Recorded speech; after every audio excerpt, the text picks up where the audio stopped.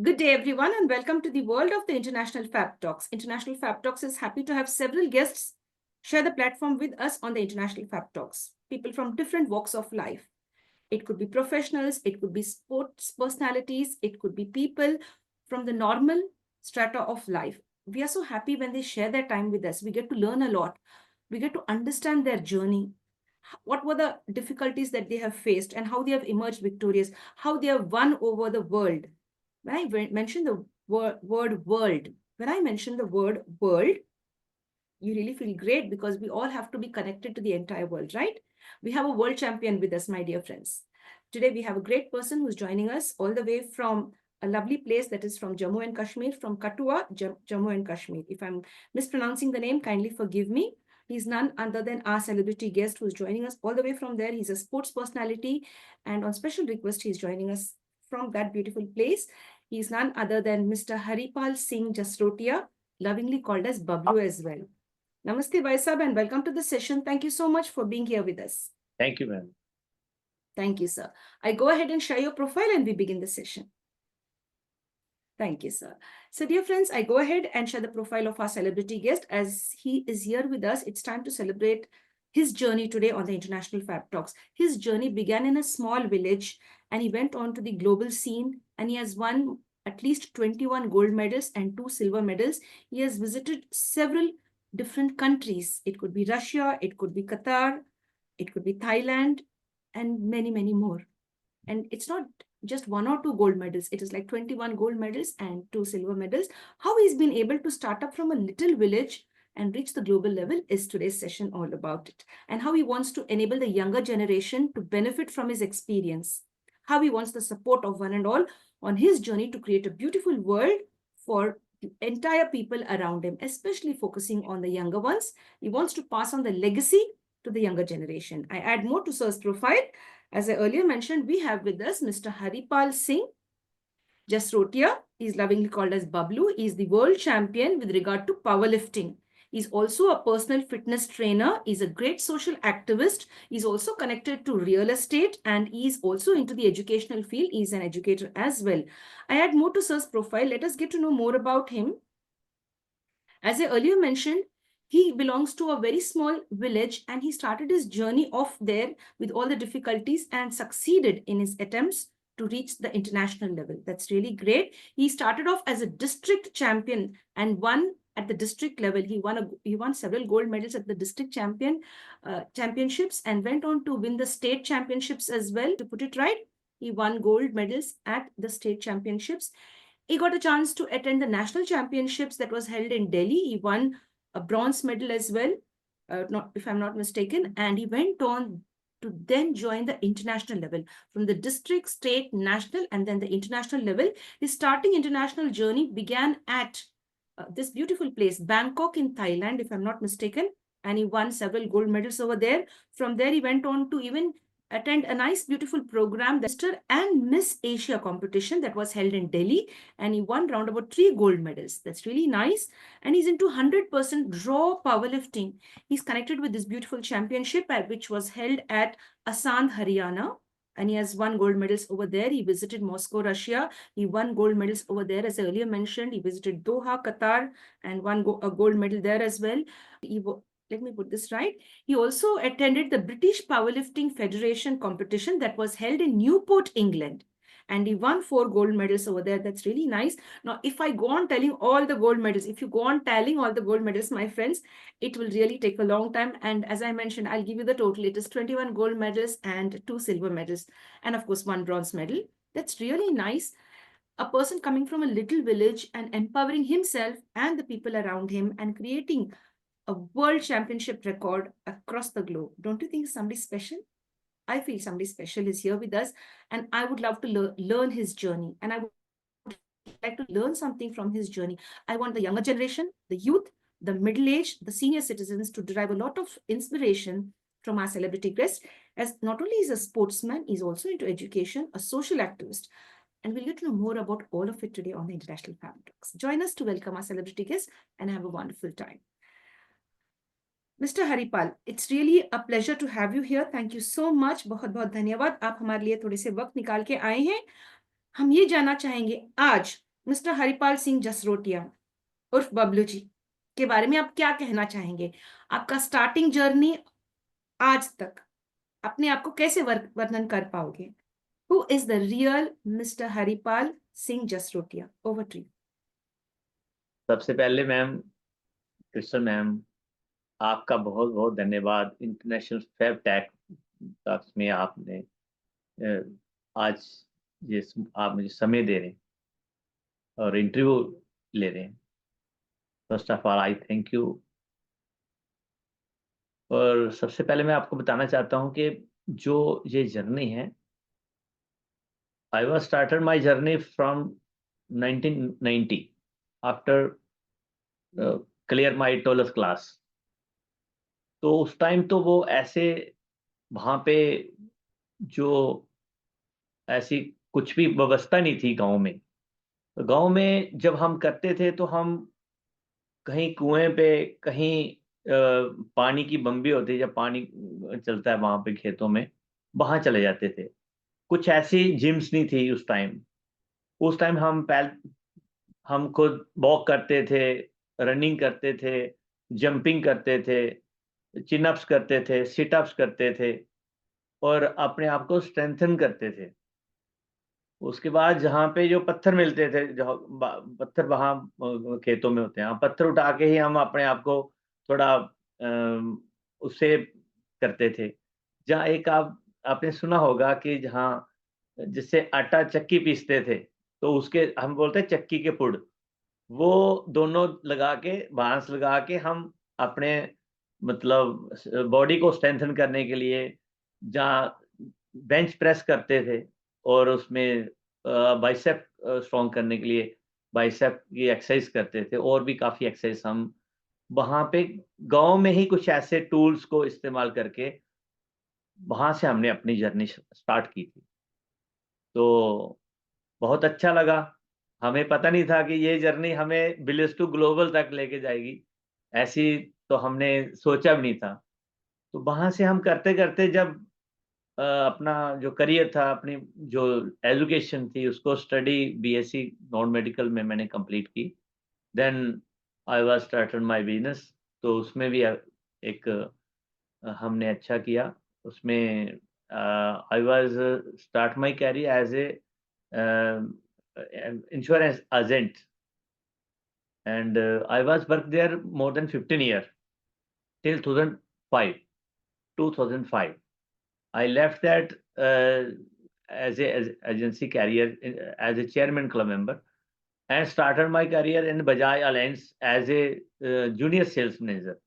Within 1 year, I was promoted. I got more than 11 promotions and promoted as a deputy area manager in charge Pathankot. So there I was work more than 10 years and left that job in 2014 in Pathankot.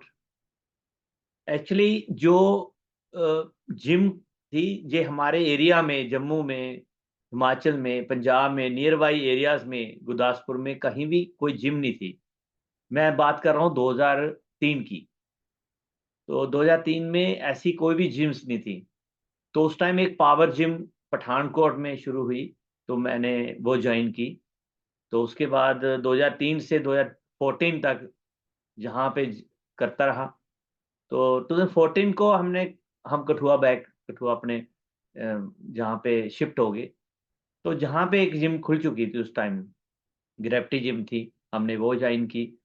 तो ऐसे अपना system चलता रहा। Gym जो भी gym थी, एक passion था। सुबह उठ के जाना है, चाहे कुछ भी हो, कैसा भी वेदर हो, मौसम हो, तो हम अपने वो जर्नी को उसको कंटिन्यू किया।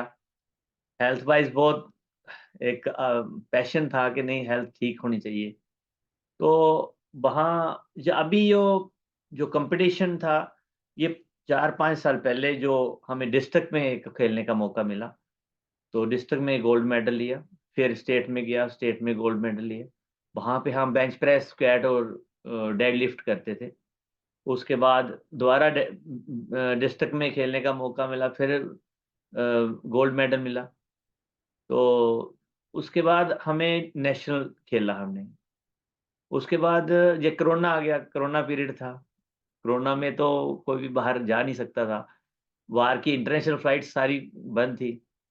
तो जो मेरी जिम थी वार जिम। वार जिम में जो मेरे गुरु थे उन्होंने देखा कि विनोद सर थे, उन्होंने कहा कि नहीं ये इसको बाहर थाईलैंड में एक कॉम्पिटिशन था, स्ट्रॉन्गेस्ट मैन कॉम्पिटिशन थाईलैंड पताया में। उन्होंने मुझे एक मैसेंजर कॉल किया, मैसेंजर एक मैसेज होता है, मैसेज किया कि आप अपना नंबर दीजिए, तो आपको वहाँ जाना है बाहर। तो मैंने कहा सर मैंने कहाँ जाना है, हम तो एक गाँव से देहाती हैं, हम कहाँ इतना ड्रीम भी नहीं ले सकते अब्रॉड जाने का। तो उन्होंने कहा नहीं आपको लेके जाना है, आप में इतनी स्ट्रेंथ है। फिर मैं वहाँ गया थाईलैंड पताया में स्ट्रॉन्गेस्ट मेन कॉम्पिटिशन। तो काफ़ी अच्छा कॉम्पिटिशन था। मोर देन 15 कंट्रीज़ पार्टिसिपेट किया था उन्होंने, कुछ एशियन कंट्रीज़ थी। तो उसमें मैंने 3 गोल्ड मेडल लिया, कैड, बेंच और डेडलिफ्ट में। तो उसके बाद देन 3 महीने के बाद ओलंपिया मैच्योर कॉम्पिटिशन था थाईलैंड बैंकॉक में। तो I was again go there and won 3 gold medal again. तो बस इसके साथ-साथ आगे चलता रहा। ऐसे दोहा कतर में गए, वहाँ पे 1 गोल्ड मेडल लिया। फिर रशिया में लास्ट दिसंबर 2023 को गए थे हम। तो वहाँ पे इतना बड़ा कॉम्पिटिशन मैंने लाइफ में कभी ऐसा देखा नहीं। More than 40 to 45 countries participate कर रही थी और जापान था, चाइना था, पाकिस्तान था, श्रीलंका था, थाईलैंड था, मलेशिया थे, काफ़ी एशियन कंट्रीज़ और ऑस्ट्रेलिया के थे। तो ऑस्ट्रेलिया के एक जेमिस मॉरिस मैडम थी, वो भी खेले थे। काफ़ी एथलीट थे जो उसमें अबाउट कोई 3 टू 3000 टू 4000 के करीब एथलीट ने पार्टिसिपेट किया था और 12 वहाँ पे एक प्लेटफ़ॉर्म्स थे, 2 स्टार्ट कैटेगरी थे, 10 प्लेटफ़ॉर्म्स थे, जहाँ पे आप अपनी लिफ्ट देखें, चेक करें। वहाँ पे तो एक लैंग्वेज की प्रॉब्लम तो होती है, लैंग्वेज तो आप समझ नहीं सकते। तो अपनी चार्ट देखो, लिफ्ट देखो, 1 मिनट का टाइम होता है, वो ऑनलाइन सारा सिस्टम होता है वहाँ पे।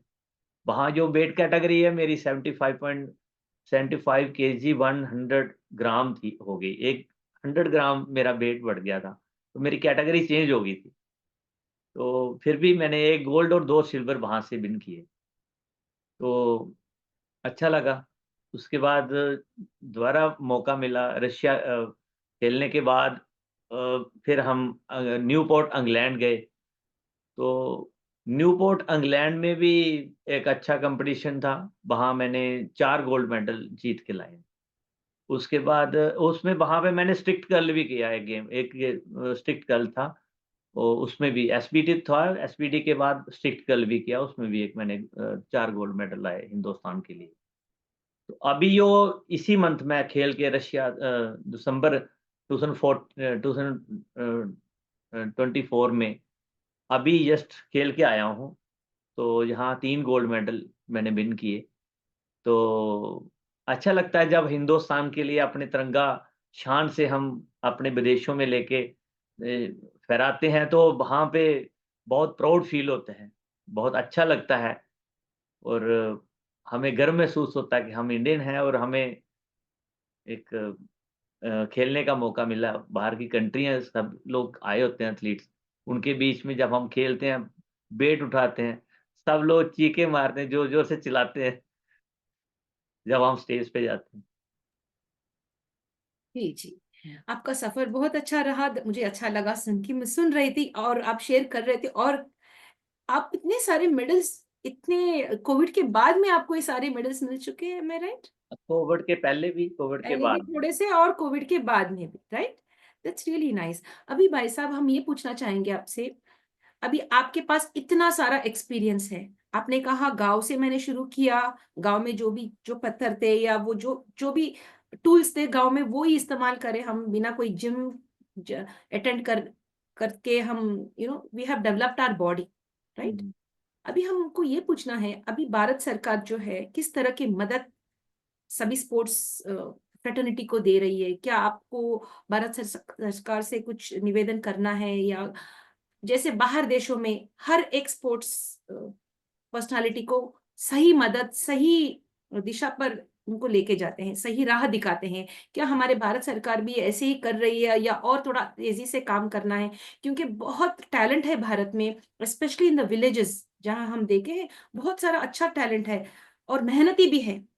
तो आपके द्वारा अगर हमारे भारत देश के नौजवान को आगे ले जाने का सहायता मिला, क्या आप इसके लिए रजामंद है? भारत सरकार से आप क्या पूछना चाहेंगे? किस तरह की मदद आप को चाहिए भैया? कृष्ण मैम, एक्चुअली जब लास्ट 10 ईयर से, जब से आदरणीय मोदी जी, नरेंद्र भाई मोदी जी जहाँ पे हिंदुस्तान में प्राइम मिनिस्टर हैं, ये तो अब तो 15 ईयर, नेक्स्ट थर्ड इनके टर्न है।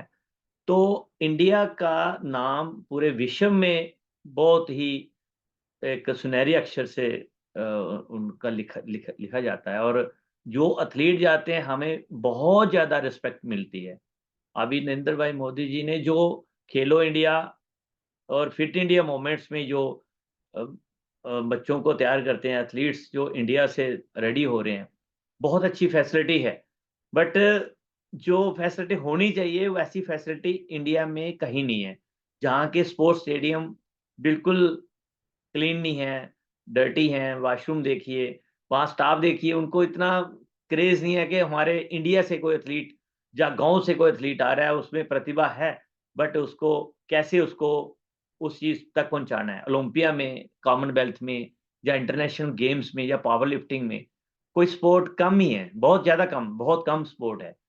तो मैं चाहता हूँ कि अगर गवर्नमेंट एक स्पोर्ट्स को, और खासकर गाँव में एथलीट्स को कोई फैसिलिटी नहीं होती। हम तो डिस्ट्रिक्ट लेवल पे तो हम बैठे हैं, डिस्ट्रिक्ट लेवल पे भी कोई ऐसी स्पोर्ट्स को इतनी एथलीट्स को फैसिलिटी नहीं होती। तो अभी कुछ-कुछ हो रहा है। अभी तभी आप हमारे ओलंपिया में, कॉमनवेल्थ में मेडल्स आ रहे हैं। तो अब मैं चाहता हूँ कि भारत सरकार भी ऐसे करे जैसे बाहर के जो कंट्रीज़ हैं, जैसे हम वहाँ जाते हैं, वहाँ पे एक बहुत अच्छी फैसिलिटीज़ है, बहुत रिस्पेक्ट है एथलीट्स को। जब भी कोई अपने देश के लिए जीत के आता है, तो उसको आते ही एक गवर्नमेंट की तरफ से उसका प्रोटोकॉल होता है। उसका जो जिस एरिया में, जिस डिस्ट्रिक्ट में, जिस तहसील में वो आएगा, तो उस वहाँ के डिस्ट्रिक्ट अफ़सर, एडमिनिस्ट्रेशन उसका वेलकम करती है। मगर वहाँ हमारे यहाँ पे कुछ ऐसा नहीं है। हम लोग तो अपने लिए खुद ही, कुछ हमारे फ्रेंड्स, कुछ अपने रिलेटिव्स आके हमारा कुछ वेलकम कर देते हैं। क्योंकि हम हिंदुस्तान से बाहर जब जाते हैं तो तिरंगे को ऐसे उठा के और हम शान से मेडल रिसीव करते हैं, और हमारे तो पूरे काँटे खड़े होते हैं, जब रोना भी आता है, रोते भी हैं हम कई बार। तो जब हम आते हैं तो यहाँ आके बड़ा मायूस से हो जाते हैं। कुछ लोग कहते हैं कौन-सी ऑर्गनाइज़ेशन है जिसपे आप हर बार जाते हैं, हर बार आप गोल्ड मेडल जीत के आते हैं। मैंने तो कइयों को वीडियो कॉल करके ही बताया, ये देखो ऑर्गनाइज़ेशन, ये देखो कॉम्पिटिशन, कितने एथलीट्स यहाँ पे आए हैं, कितने कंट्रियों से आए हैं। तो कुछ लोगों को बताते हैं, बट थोड़ा समय लगेगा, अभी थोड़ा समय लगेगा। मैं चाहता हूँ कि जैसे हिंदुस्तान में भी कि ऐसा सिस्टम बने, ऐसा थोड़ा-सा प्रलोभन, इनको एथलीट्स को प्रमोट करने के लिए कोई गवर्नमेंट की तरफ से भी कोई एप्लीकेशन हो। वहाँ का डीसी अभी जहाँ पे का एडमिनिस्ट्रेशन, वहाँ पे उनको एक फूल माला पहना दे, आपका स्वागत है जी, तो इतना भी बहुत होता है। जी। जी, जी, बहुत अच्छी तरीके से आपने समझाया भारत के स्पोर्ट्स फ्रैटर्निटी को कैसे आगे ले जाना है, उनका सम्मान कैसा करना है। क्योंकि जब आपने कहा, जब आप तिरंगा पकड़ते हैं या होल्ड करते हैं ऐसा, जब आप जीत जाते हैं तो एक अलग सा फीलिंग है, आपकी आंखों में आंसू भी आ जाता है, खुशी के आंसू, राइट? मैं आपको सॉरी यस। कहना so I think we should all celebrate it together. Yes भैया, यू कैन शेयर। एक्चुअली क्या है, मैं आपको बताऊँ, जब मैं Thailand first time strongest man competition में 3 गोल्ड मेडल लेके आया, तो मेरे साथ एक बॉडी बिल्डिंग में इब्राहिम अ उनका नाम था इब्राहिम, तो वो पाकिस्तान से थे। वो बॉडी बिल्डिंग में उन्होंने प्रो कार्ड और एक गोल्ड मेडल लिया था, उन्होंने गोल्ड मेडल लिया था बॉडी बिल्डिंग में। उनका जो स्वागत पाकिस्तान में हुआ, एक श्रीलंका से हमारे खिलाड़ी थे, सब प्रोटोकॉल गवर्नमेंट का था, जो उनका वेलकम रिसीव किया उनको। जब हम यहाँ पे आए तो हमें कुछ ऐसा नहीं था, मैंने कहा ये पता नहीं क्या है यहाँ पे। तो अभी आहिस्ता-आहिस्ता मैं खुद तो जा रहा हूँ और भी पावर लिफ्टिंग जो एथलीट्स अपनी टीम लेके जाता हूँ। तो अभी थोड़ा कल्चर डेवलप हो रहा है, टाइम लगेगा। जी, जी, जी।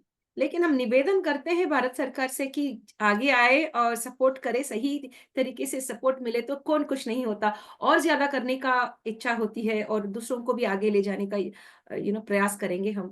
And sir what I'd like to ask आप अभी पावर लिफ्टिंग में हैं। तो पावर लिफ्टिंग में थोड़े कैटेगरीज होते हैं, ये हमें नहीं मालूम, बहुत सारे लोग हमारी तरह है जिनको कुछ उतना आइडिया नहीं है। तो आप इसके बारे में स्पष्टता से बताइए, क्योंकि हमारे यूथ जो है, जो यंग बच्चे हैं, उनको समझ में आए कि पावर लिफ्टिंग में भी कैटेगरीज होते हैं और कौन कौन किस कैटेगरीज में भाग ले सकते हैं। जी, ओवर टू पावर लिफ्टिंग में जो मेंस फीमेल्स दोनों अपने अपनी कैटेगरी, इसमें एज और वेट दोनों देखा जाता है। जो सब जूनियर कैटेगरीज होती हैं, वो जो 18 से 23 तक, जो सब जूनियर 23 से अबव जो होता है वो होता है जूनियर। उसके बाद जूनियर कैटेगरी के बाद एक सीनियर, फिर मास्टर। 40 के बाद 40 टू 45 50 मास्टर होता है। 50 के ऊपर मास्टर 1 होता है, फिर 60 के ऊपर 50 मास्टर 2 कैटेगरी होती है, फिर मास्टर 3 कैटेगरी होती है। ऐसे ही जो जिसका एज मान लो 18 हो, उसका वेट अगर उसका 80 होगा तो उसकी कैटेगरी अलग होगी। जिसकी जिसका वेट अगर एज 18 है, जिसका वेट 54 है तो उसकी कैटेगरी अलग होगी। तो ऐसे उसकी एज और वेट दोनों देखना पड़ेगा कि उसका अगर वेट कितना है। तो इसलिए मेरा जो है, मैं मास्टर कैटेगरी में खेलता हूँ। पहले 40 टू 50 जो एज में मास्टर कैटेगरी में मैं फ़ॉल करता हूँ। तो मैंने मास्टर कैटेगरी में ही, और मेरा जो वेट है वो 72 था, अभी थोड़ा 75 है। कहीं 75 प्लस हो जाता है तो 75 और 82 कैटेगरी में खेलता हूँ। तो अगर 75 से कम होता हूँ तो 67 75 कैटेगरी में खेलता हूँ। इसलिए मेन और वुमेन्स दोनों की अलग-अलग एज और वेट के हिसाब से कैटेगरी बनती है। जी। Thank you mister Haripal, thank you so much. अभी हमको समझ में आया है कि पावर लिफ्टिंग में थोड़ा सा कैटेगरीज रहते हैं और आप मास्टर कैटेगरी से बिलोंग करते हैं। That's really nice. It belongs on the it's connected to the age and the weight. yes age and the weight, right? That's really nice. Thank you so much for the clarity. भाई साहब, अभी हम ये पूछना चाहेंगे diet के बारे में। ये एक खास बात है, चाहे तुम गांव में रहते हो या आप शहर में रहते हो, डाइट एक बहुत इंपॉर्टेंट चीज है। तो आप किस प्रकार के डाइट लेते हैं? आपको किस प्रकार के डाइट आपको इतना फिट किया कि आपको 21 गोल्ड मेडल्स आपने जीत के आए हैं इंडिया के लिए, और 2 silver medals and of course 1 bronze medal as well. तो हम ये पूछना चाहेंगे, what is the secret of your diet, और क्या हम भी आपके डाइट में शामिल होके या आपके साथ मिलकर आपका डाइट का जो प्लान है हमारे साथ भी बांट सकते हैं, या लोग आपको संपर्क करके डाइट के बारे में जान सकेंगे, या we can go ahead with that. Over to you. Actually जो पावर लिफ्टर है, उसके लिए तो है ही, डाइट तो बहुत ही इम्पोर्टेंट है, क्योंकि बिना डाइट के तो स्ट्रेंथ होना बहुत इम्पॉसिबल है। तो डाइट के लिए मैं आपको थोड़ा-सा बताना चाहूँगा कि जैसे हम एक चपाती खाते हैं सुबह, तो हर घर में चपाती बच्चे भी खाते हैं, बड़े, हर कोई खाता है। बट चपाती जो गेहूँ की व्हीट की हम खाते हैं, तो मेरा जो घर में है, हम मिलेट्स को ऐड करते हैं। तो हम इसको मल्टीविटामिन्स जो व्हीट है उसको करने के लिए, जैसे मान लो एक एग्ज़ाम्पल के तौर पे बता रहा हूँ, तो अगर आप 20 केजी व्हीट लेते हैं, तो उसमें 2 केजी चने, काले चने उसमें डालने हैं, और उसमें 1 केजी उसमें सोयाबीन डालनी है, और 1 एंड हाफ केजी उसमें हमने बाजरा के वो मक्की का होता है जो, वो डालनी है, और उसमें 1 एंड हाफ केजी उसमें हमने बाजरा बाजरा होता है जो, अ, म मकई बोलते हैं उसको, बाजरा बोलते हैं, वो डालना है, और 1 किलो जौ डालने हैं, 1 किलो मूंगी की दाल दाल डालनी है, 1 किलो रागी डालनी है। तो ये जो 7-8 केजी के करीब होगा, उसको हम 20 केजी व्हीट में डालेंगे, उसको ग्राइंड करें। वो घर में हम अगर आटा यूज़ करें, तो वही हमारे घर में सब हमारे बच्चे, हमारे सारी फैमिली वही यूज़ करती है। वो एक मल्टीविटामिन जो आटा होता है, वो हमारे हेल्थ के लिए अच्छा है।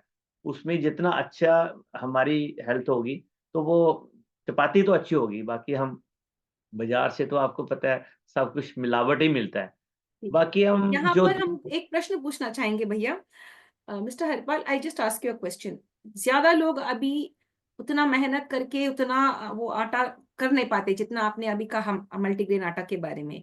अगर उन लोग आपसे खरीदना चाहते हैं या आप ऑर्डर करना चाहेंगे आपसे ये मैं मल्टीग्रेन आटा। एक्चुअली वो जो आटा है, मैं उनको रिटर्न व्हाट्सएप पे या कैसे भी उसको उनको भेज सकता हूँ। ये बिल्कुल ईज़ी है, कोई मुश्किल नहीं है। ये हर जगह आप मल्टीविटामिन आटा बाज़ार से मिलेगा, बट वो उसमें इतनी प्योरिटी नहीं होती। वो इतना थोड़ा-सा महँगा बनता है। जैसे ये 40 रुपीज़ पर केजी है, वो होगा 55 या 60 रुपए पर केजी अपना।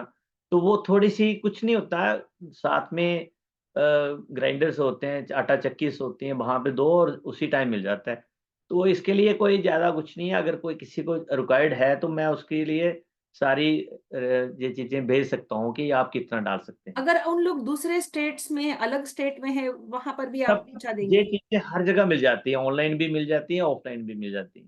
अच्छा। किराने की शॉप पे मिल जाती है, इसको ऐड करना कोई ज़्यादा मुश्किल का काम नहीं है। जी जी जी। अब इसके अलावा डाइट में और क्या क्या मैं होती है? दूसरा ये है कि अपनी डाइट में मॉर्निंग में चाय तो मैंने कभी पी नहीं। जो मैदे से बनी होती चीज़ें जैसे बर्गर है, पिज़्ज़ा है, ये चीज़ें जैसे कोल्ड ड्रिंक है, ये कभी हमने छुई नहीं, कभी देखा ही नहीं इसको, क्योंकि ये हमारे सेहत के लिए अच्छा नहीं है। तो इसके साथ-साथ हमारे जो डेली मील्स में फ्रूट ऐड होना चाहिए, जूस ऐड होना चाहिए। तो जूस भी आप मार्केट में लेंगे तो वो भी मिक्स होगा। आप खुद ही कुछ वेजिटेबल मार्केट से ले आओ और उसको खुद जूस घर में निकालें तो अच्छा रहता है। तो दूसरा ये जो हमारे हमारी अपनी जो हम वर्कआउट करते हैं उसके लिए प्री वर्कआउट के लिए मैं शिलाजीत को यूज़ करता हूँ। शिलाजीत आप पानी में घोल के आप पी सकते हैं, बहुत अच्छा है। दूसरा रेज़न है शिलाजीत जो रेज़न होता है। इसके साथ-साथ हम ड्राई फ्रूट प्रोटीन जो मैं खुद अपना बनाता हूँ। तो ड्राई फ्रूट प्रोटीन में भी आप अलग-अलग ड्राई फ्रूट जो हैं, जैसे बादाम है, अखरोट हैं, किशमिश है और किशमिश नहीं पड़ेगा इसमें, इसमें जैसे वो है पिस्ता है, चने हैं, मूँगफली है और 5 किस्म के मग्ज़ हैं। वो और भी काफ़ी इसमें अलसी पड़ेगी, खसकास पड़ेगा और भी की चीज़ें का काफ़ी कुछ आप डाल सकते हैं इसमें। चिया सीड्स भी डाल सकते हैं इसमें। इसके साथ-साथ ब्रेज़ल नट्स हैं, पाइन नट्स हैं, टाइगर नट्स हैं, लोगों ने सुना ही नहीं होगा। ये बहुत ही कॉस्टली होते हैं। कम से कम 3000 पर केजी के हिसाब से होते हैं। जो जो बादाम की गिरी है वो तो 800 रुपए 800 पर केजी है। महँगी होगी तो सबसे अच्छी है जो 2200 रुपए 2200 पर केजी है। तो ये नट्स हैं जो इसमें तो नेचुरल जो स्ट्रेंथ के लिए क्योंकि हम राह में खेलते हैं, हम बाज़ार से डब्बा प्रोटीन नहीं लेते। बाज़ार में जो नकली प्रोटीन्स आता है, बाहर से आता है और राह में और यहाँ पे पैकिंग होती है और अपने लेवल लगा के वो लोगों को दे रहा है। हर जिम्स में वो जाता है। तो जहाँ के जो जिम्स ट्रेनर हैं, वो भी उनको यही सजेस्ट करते हैं, सर ये आप व्हे प्रोटीन ले लीजिए, आइसोलेटेड है, ये आप प्रोटीन ले लीजिए, ये बीसी ले लीजिए। मगर मैंने ऐसे प्रोटीन कभी यूज़ नहीं किए। मैं सिर्फ़ रॉ पे करता हूँ। दूध, दही, घी और मक्खन ये घर से हमारे आता है, वही चीज़ यूज़ करते हैं, नेचुरल। और दूसरा हम dry fruit protein. Dry fruit protein के साथ आप दूध में उसको ऐड करिए 1 स्पून। इसके साथ मैं एक आयुर्वेदा हर्ब्स जो यूज़ करता हूँ, वो भी मैं बताना चाहता हूँ क्रिस्टा मैम। इसमें जो आयुर्वेदा हर्ब्स हैं, अश्वगंधा है, गोक्षारा है, सालम पंजा है, सालम मिश्री है, सफेद मूसली है, कोचमीज है, जिंक्सिंग है, या ताल मखन्ना है, या शतावरी है। जहाँ इसमें भस्में हैं, जो ये अलग-अलग भस्में आप ऐड करके यूज कर आप उसको भी एक अलग से प्रोटीन बना सकते हैं। और ड्राई फ्रूट का प्रोटीन जो मैंने आपको बताया वो भी आप बना सकते हैं। दोनों का एक एक चम्मच आप ऐड करके दूध में उसको आराम से उसको दूध में डाल के डेली मॉर्निंग और इवनिंग को ले सकते हैं। इसमें कोई साइड इफेक्ट नहीं है और ये कभी भी गलत अपनी हेल्थ को खराब नहीं करेगा। जैसे मैं थोड़ा-सा बताना चाहूँगा, सबसे इम्पोर्टेंट हमें आउटलुक जो बॉडी होती है, हमारे मसल्स हैं, जो हमारे थोड़ा अच्छा लगना चाहिए, उससे सबसे इम्पोर्टेंट क्या है कि हमारा लीवर जो डिटॉक्स होना चाहिए। लीवर बिल्कुल फैटी नहीं होना चाहिए। हमारी किडनी बिल्कुल फ़िल्टर होनी चाहिए, बिल्कुल साफ़ होनी चाहिए। लंग्स साफ़ होना चाहिए। कफ, वात, पित्त नहीं बना होना चाहिए। हमारा पेट साफ़ होना चाहिए। कॉन्स्टिपेशन नहीं होनी चाहिए। फिर जाके आप ये चीज़ें यूज़ करेंगे, तो डेफ़िनिटली आपका मसल मास भी बढ़ेगा, स्ट्रेंथ भी बढ़ेगी और आपको बिल्कुल बॉडी फिट रहेगी, कभी आपको प्रॉब्लम नहीं बनेगी। जी जी, बहुत बहुत धन्यवाद mister Haripal, thank you so much. अभी थोड़े लोग ऐसे हैं जो ऑफिस जाते हैं, जिम जाते हैं और ऑफिस भी जाते हैं, उनको उतना टाइम नहीं है ये पूरा प्रिपेयर करने का, उनके पास वक्त नहीं, तो रेडीमेड उनके हाथ में आना है, तो उन लोग रेडीमेड चीज को ज्यादा ढूंढते हैं।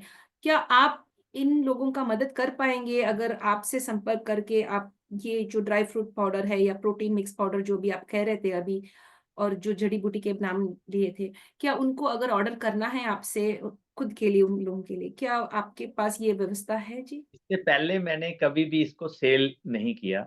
जी विश्व मैम मैंने यहाँ के जो हमारे डीसी हैं कठुआ के श्री राकेश मनास जी उनको दिया है। जहाँ पहले एसएसपी थे शिवदीप सिंह जम्बाल जी उनको दिया है। जहाँ के डॉक्टर्स को दिया है। कम से कम मोर देन 500 लोगों को मैंने एज़ ए गिफ्ट के तौर पे दिया है। तो जहाँ के कर्नल्स हैं, जहाँ के दिल्ली तक जहाँ हर कोई जो मुझे कॉन्टैक्ट करता था कि आप लेते क्या हैं, खाते क्या हैं, आपको इतनी स्ट्रेंथ कहाँ से आती है, इतने गोल्ड मेडल आते हैं। तो मैंने उनको ऐज़ ए काफ़ी अपने बहनों को, अपनी फीमेल्स को भी दिया है कुछ और कुछ अपने अच्छे-अच्छे जो लोग हैं, पॉलिटिशियंस हैं, उनको भी दिया है। जहाँ के एक हमारे डीडीसी हैं रघुनंदन जी बबलू जी भाई हैं हमारे, बलवीर सिंह जी हैं, उनको भी सबको हमने सीटू भाई हैं, उनको भी दिए, सबको देता हूँ और इनका अच्छा रिज़ल्ट है। बट इसमें सबसे इम्पोर्टेंट क्या है कि इसको कंटीन्यूअसी में रखना होता है। आप 1 दिन खाओगे, 2 दिन खाओगे नहीं, 3 दिन आप यूज़ नहीं करोगे, 1 दिन जाओगे जिम, 2 दिन जिम नहीं जाओगे, तो आपको वो चीज़ें कभी हासिल नहीं हो सकती। सबसे इम्पोर्टेंट क्या है कि जिम में कंटीजेंसी है। अगर आप जिम कंटिन्यू करते हो और रेगुलर करते हो और अपना एक जो गे आपकी पावर लिफ्टिंग का जो आपने एक्सरसाइज करनी है, तो उसका भी एक सिस्टम है। आपने लोड और डीलोड कैसे करना है।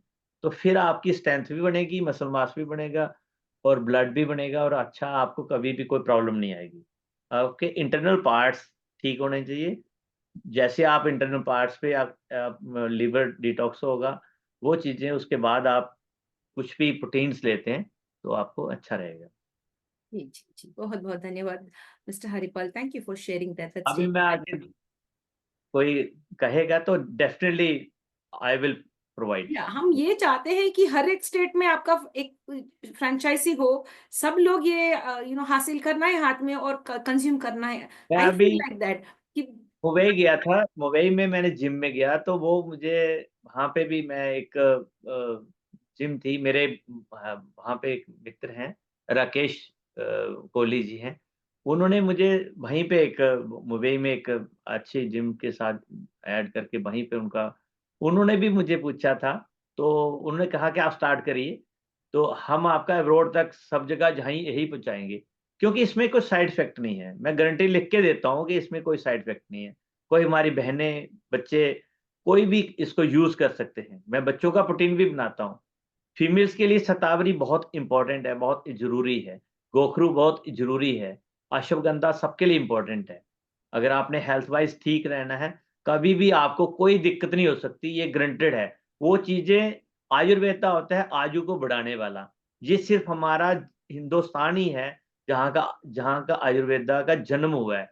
तो हम चाहते हैं कि आयुर्वेदा को हम लोग यूज़ करें। Dry fruit protein Jammu Kashmir में एक इसका जहाँ बहुत एक प्रोडक्शन होती है, हर चीज़, तो हम इसको भी बहुत अच्छे से तरीके से यूज कर सकते हैं, शिलाजीत को अच्छे तरीके से यूज कर सकते हैं। अब ये बेसल सीड्स हैं, तो अभी चिया सीड्स हैं, वो भी हम पानी में लेके कर सकते हैं। मॉर्निंग में हम जैसे अंजीर है, तो वो हम पानी में डाल के जहाँ रात को 2-3 आप छुहारे बोलते हैं जिसको, आप पानी में भिगो दो, सुबह वो खा लो। तो ये सब चीजें बहुत ही इंपॉर्टेंट है। मिस्टर हरिपाल, हम ये पूछना चाहेंगे आपसे, थोड़े लोग जो है उनका एक उम्र होने के बाद में 40s के बाद में ऐसा उनका वेट बढ़ने लगता है, तो वेट वजन कम करने का उन लोग आसक्ति रखते हैं स्पोर्ट्स में, लेकिन जब उसका उनके वजन बढ़ने लगती है तो उनको खेल कूद में उतना आसक्ति नहीं, रुचि नहीं रख पाते वो लोग। तो उनके लिए कोई ऐसा खास डाइट है या ऐसा कुछ खास प्रोटीन पाउडर या I don't know, I am just asking you, ये तो to be slim and trim and not to put on weight. उनके लिए बहुत अच्छा है कि वो एक चाय छोड़ दें, एक तो मैदे की वाली चीज छोड़ दें, कोल्ड ड्रिंक छोड़ दें, कुछ अपना ये जो चीजें बिल्कुल अवॉइड करें। और दूसरा उनके लिए जीरा, अजवाइन, सौंफ और सुंड, ये 4 चीज़ों का जो होता है, ये चारों चीज़ों को रोस्ट करके, ग्राइंड करके 1 चम्मच सुबह, 1 शाम को खाना खाने के आधे घंटे के बाद लें। उनको कभी भी फैट नहीं हो सकता, ग्रांटेड दर्शकों के लिए यू शेयर दिस। है। एक घर में सब कुछ होता है, ये जीरा होता है, 100 ग्राम जीरा ले लीजिए, अजवाइन ले लीजिए 100 ग्राम, सौंफ सौंफ होती है जो, वो हम 100 ग्राम ले सकते हैं। और सुंड होती है जो अदरक की जो सूखा होता है अदरक, वो सुंड कहते हैं, सौंठ, उसको 50 ग्राम डालना है उसमें। उसको पहले तीनों चीज़ों को, जीरा, अजवाइन, सौंफ को आपने रोस्ट करना है। रोस्ट करने के बाद ग्राइंड करना है। सिंपल सा फ़ॉर्मूला है। सौंठ उसमें ऐड कर देनी है। वो 1 चमचा आपने करना है। एक चीज़ और है इसमें, वो आप कुटकी होती है। आप कुटकी राह में उसकी जड़ी होती है कुटकी की। आप कुटकी कभी लें, एक जड़ी की मान लो मॉर्निंग उठें और सुबह एक उसको हनी में उसको डिप करके मुँह में चबाते-चबाते च्यूइंग करके आप वॉक पे चले जाएँ। जब आप वॉक पे जाएँगे, तो आपको इतना मज़ा आएगा। कुटकी तो हज़ारों बीमारियों की दवा है। कुटकी हर एलोपैथिक मेडिसिन में, आयुर्वेदिक में, होम्योपैथी में, हर जगह कुटकी पड़ती है। कुटकी के साथ हम दालचीनी डाल सकते हैं। कुटकी के साथ दालचीनी डालेंगे और हम सूखा जो हल्दी होती है, वो हम डाल सकते हैं। अगर इसमें जो एक त्रिफला चूर्ण होता है, वो भी हम डाल सकते हैं। उसको 1 चम्मच ले लीजिए। आप बहुत अच्छे तरीके से आपका फैट बिल्कुल बर्न हो जाएगा, बिल्कुल आप स्लिम ट्रिम रहेंगे। कभी भी, क्योंकि फैट्स जो होता है ना, इसमें कफ-वात पित्त बनता है। कफ-वात पित्त से ही हमें शुगर होती है, कफ-वात पित्त से ही हमें बीपी बढ़ता है, ब्लड प्रेशर होता है। तो ये सारी जो जड़ है बीमारियों की, वो मोटापा है। तो मोटापा क्या होता है, जो ये तो हमारी एक, जो चीज़ मर्ज़ी डाल दो आप, जो मर्ज़ी खा, अब जो खाएँगे वैसा ही असर होगा। तो अगर हम ये चीज़ें कुछ आयुर्वेदा हर्ब्स, जहाँ आप, एक ग्लो का होती है, ग्लो होती है, सूखी जड़ी मिलती है ₹50 की, पंसारी की शॉप से, जहाँ एक अर्जुन शाल होती है, वो आप ले सकते हैं, उसको काढ़ा बना के पी लीजिए। तो एक अमृत बोला हुआ है, ग्लो को अमृत बोलते हैं। तो जैसे तो हमारे तो गाँव में हर जगह हर्ब्स है। जहाँ एक चीज़ और है, मोरिंगा, उसको हम तो बोलते हैं, उसको बोलते हैं स्वांजना, हमारे इधर स्वांजना बोलते हैं उसको। तो वो स्वांजना की जड़, स्वांजना के पत्ते होते हैं, उसको सुखा के आप 1 चमचा पानी में डाल के पी लें, आपको कभी कोई प्रॉब्लम नहीं हो सकती। मोरिंगा में इतने विटामिन्स हैं, इतना अच्छा है, तो बहुत बढ़िया चीज़ है। ये सारी चीज़ें आप स्टेप बाय स्टेप कुछ भी यूज़ कर सकते हैं। आपके पास बहुत ज्ञान है, आप सिर्फ एक स्पोर्ट्स पर्सनालिटी ही नहीं है, आप इस जड़ी बूटियों में और ये हेल्थ। मुझे कुछ इंटरेस्ट है इसमें मैम, मैं बड़ा चलिए, रिसर्च करता हूँ, बहुत ज़्यादा रिसर्च करता हूँ इसमें। एक्सीलेंट, खुद पहले अपने आप पे रिसर्च करता हूँ, फिर आप लोगों को सजेस्ट करता हूँ। Excellent. Before we go to the next question of being a personal trainer, I would like to ask you one thing. कभी कभी कॉन्स्टिपेशन एक सोर्स ऑफ इरिटेशन हो जाती है बहुत सारे लोगों में, तो कॉन्स्टिपेशन को कैसे खत्म करना है या उसको कैसे कम करना है, ये आप एक थोड़ा सा टिप दे दीजिए सभी को। त्रिफला चूर्ण तो बहुत अच्छा है मैम। त्रिफला चूर्ण हम रात को खाना खाने के बाद गर्म पानी के साथ हम ले सकते हैं। ये मैंने आपको बोला जीरा, अजवाइन, सौंफ और सौंठ, ये आप 1 चमचा रात को स्पून, एक 1 स्पून आप रात को गर्म पानी से लें। सुबह आप ज़रूरत नहीं पड़ेगी, कॉन्स्टिपेशन तो बिल्कुल जड़ से ठीक हो जाएगी। और अगर कोई और भी प्रॉब्लम है, तो हम कुटकी और दालचीनी और इसमें हम यही डालते हैं, वो भी कॉन्स्टिपेशन ठीक कर देती है। कॉन्स्टिपेशन को बहुत ज़्यादा प्रॉब्लम नहीं है, पर हम लोगों ने क्या है कि हमारी जो डाइट है, मैदा होता है, वो पचता नहीं है। हम लोग पिज़्ज़ा खा रहे हैं, हम समोसा खा रहे हैं, हम बाज़ार से कुछ बर्गर खा रहे हैं। अब आप गाँव में जाओ, जहाँ शहर में जाओ, बाहर के बजरंग चाट हाउस होते हैं। वहाँ पे लोगों का अपने रोक नहीं पाते, मतलब टेस्ट को रोक नहीं पाते। जाते हैं 100 मीटर के आगे हर जगह पे दुकानों के आगे रेहड़ी लगी हैं। वो तो हमारे लिए एक, मैं कह रहा हूँ कि गवर्नमेंट को देखना चाहिए कि उनको बंद करना चाहिए, क्योंकि वो फूड डिपार्टमेंट है हमारा, वो एक सर्टिफ़िकेट देता है तभी हम फूड आगे सेल कर सकते हैं। मगर इनको कोई रोकने वाला नहीं है। ये आते हैं, रेड चिल्ली डाली होती है उसमें, मोमोज़ आप देखो आज हमारी लड़की इतना रश होता है उस दुकान पे, वो मोमोज़ खा रही हैं, बर्गर खा रही हैं, हॉट डॉग खा रही हैं, पिज़्ज़ा खा रही हैं, सुबह से शाम तक, तो फिर उनका पेट कैसे ठीक रहेगा? लीवर फैटी होगा, सारी जो प्रॉब्लम्स हैं यहीं से हैं। हमारा जो खाना-पीना है, ये लोग हमारा फाइबर चाहिए, जी। हम जूस चाहिए, एक टाइम तो दोपहर को आप जूस पियो। अगर लंच करते हो तो लंच आप अच्छा एक रॉयल लंच ले सकते हैं, जिसमें चपाती हो, चावल हो, दाल हो, या कुछ सब्ज़ी हो, सैलेड हो। उसके साथ आप 3 से 4 बजे के करीब आप कर्ड लीजिए, थोड़ा-सा शक्कर डाल लीजिए, कर्ड ले लीजिए, तो आपको कभी कैसी प्रॉब्लम हो नहीं सकती। हमने जी, अपने आप को थोड़ा कंट्रोल करना होता है। जी, जी। भाई साहब, अभी एक रिक्वेस्ट है, थोड़े लोग मीठा खाने में बहुत रुचि रखते हैं, नहीं छोड़ सकते वो। यू नो वो एक आदत बन चुकी है, वो एडिक्शन बन चुका है, मैंने आज मीठा नहीं खाया तो मुझे वो तड़प रहती है कुछ खाऊँ मैं। तो ये मीठा खाने से थोड़ा-सा दूर कैसे रहे? What is the best method? अगर कोई एक छोटा-सा टिप दे दिए तो मेहरबानी होगी मीठा आपकी। ज़हर है मैडम, चीनी को पचाने के लिए अपनी अंदर की पूरी ताकत लग जाती है चीनी को पचाने के लिए। चीनी हमारे लिए ज़हर है। जब आप चाय पीते हैं तो चाय में आप दूध में चीनी डालते हैं, फिर वो और ज़्यादा ज़हर बन जाती है। अब पंजाब में देखा जाए तो कोई हर घर में चाय बनती है। हमारे जम्मू में भी चाय पीते हैं, मगर अभी कश्मीर में देखा जाए वहाँ कहवा पीते हैं। आप उसमें कहवा पी सकते हैं, कहवा बहुत अच्छा होता है।